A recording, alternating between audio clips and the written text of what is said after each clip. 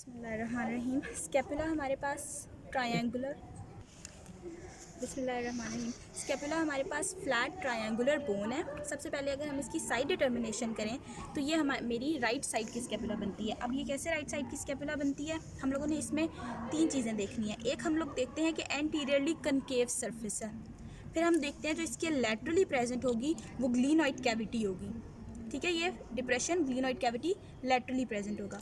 और जो पोस्टीरियरली चीज़ होगी वो हमारे पास स्पाइन की वजह से डिवाइड हो रही होगी। यानी पोस्टीरियरली हमने एक लैंडमार्क रखा कि स्पाइन है, एंटीरियरली कनकेव फॉसा है और लैटरली हमारे पास ग्लीनॉइड कैविटी है। अब हम इसकी आगे बात करें तो इसमें हमारे पास दो सर्फेसेज हैं, एंटीरियर सरफेस, पोस्टीरियर सरफेसेस, तीन बॉर्डर्स हैं, सुपीरियर बॉर्डर, मीडियल बॉर्डर और लैटरल बॉर्डर, और तीन हमारे पास एंगल्स हैं।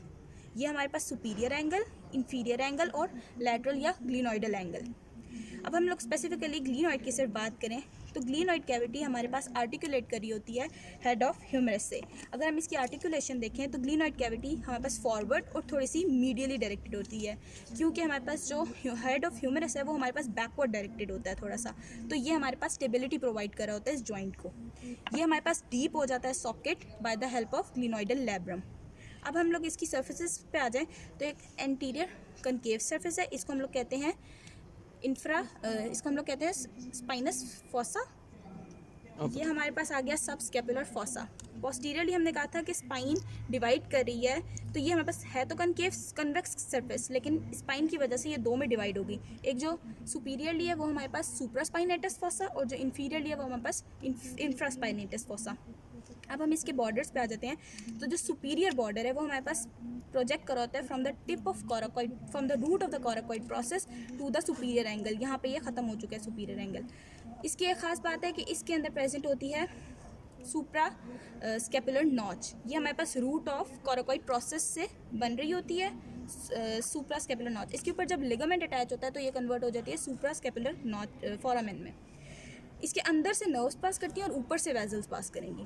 अब हम लोग इस पे आ जाएं तो ये हमारे पास है मीडियल बॉर्डर। मीडियल बॉर्डर में हमारे पास एक्सटेंड करा होता है from the superior angle to the inferior angle. कोई ख़ास बात नहीं है। जो लेटरल बॉर्डर है वो मोस्ट थिक और प्रोमिनेंट है, क्योंकि इसने एक्ट करना है लिवर में। जब हम लोग सीरेटस इंटीरियर मूव करते हैं और ओवरहेड एबडक्शन होती है तो ये एक्ट करता है as a liver.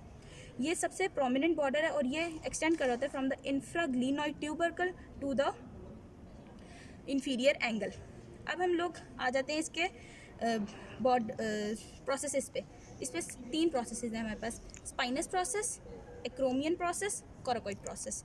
Spinous process की बात करें तो स्पाइनस प्रोसेस ये हमारे पास स्पाइनस प्रोसेस की रूट है। स्पाइनस प्रोसेस की थ्री बॉर्डर्स हैं और दो सर्फेसेस हैं। जो ऊपर सर्फेस है ये हमारे पास है इसकी सुप्रा स्पाइनस सर्फेस, ये हमारे पास इंफ्रास्पाइनस सर्फेस है।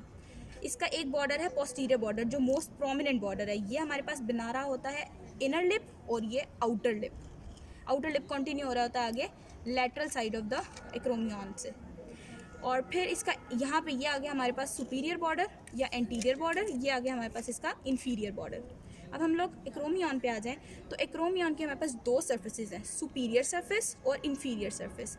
इसका एंटीरियरली आर्टिकुलेटेड एरिया होता है जो हमारे पास ये आर्टिकुलेट करी होती है क्लैविकल के साथ। अब हम लोग इसके बॉर्डर्स पे आ जाएं तो इसका एक हमारे पास मीडियल बॉर्डर है जो हमारे पास इनर लिप्स के साथ कॉन्टिन्यूस है, और एक लैटरल बॉर्डर है जो हमारे पास आउटर लिप के साथ कॉन्टिन्यूस है। अब हम कोराकॉइड प्रोसेस पे आ जाएं तो कोराकॉइड प्रोसेस की भी सुपीरियर और इन्फीरियर सर्फेस है, root of the coracoid process और tip of the coracoid process. इसका ये जो है हमारे पास, ये हमारे पास इनर बॉर्डर है और ये हमारे पास आउटर बॉर्डर है।